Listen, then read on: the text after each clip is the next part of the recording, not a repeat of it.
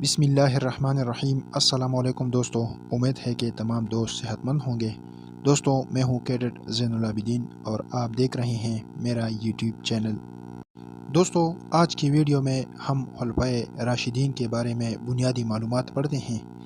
یہ ویڈیو انتہائی اہم ہے کیونکہ A1 B1 میں اسی سے ایک سوال ضرور آتا ہے۔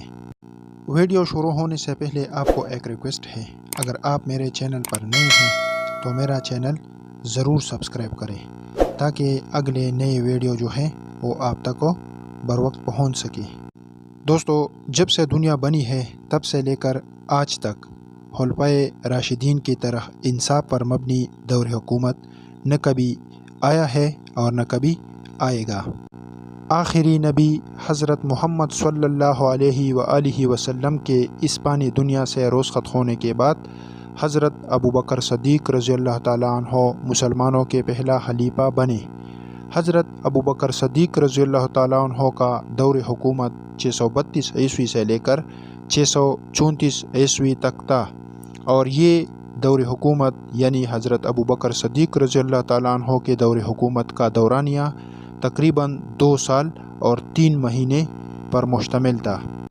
634 عیسوی میں جب حضرت ابوبکر صدیق رضی اللہ تعالیٰ عنہ اس فانی دنیا سے رخصت ہوئے تو حضرت عمر فاروق رضی اللہ تعالیٰ عنہ مسلمانوں کا دوسرا خلیفہ بنے۔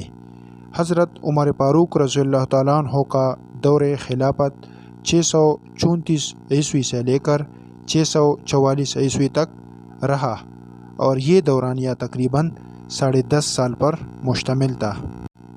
جبکہ حضرت عمر فاروق رضی اللہ تعالیٰ عنہ کے بعد حضرت عثمان غنی رضی اللہ تعالیٰ عنہ مسلمانوں کے تیسرے خلیفہ بنے۔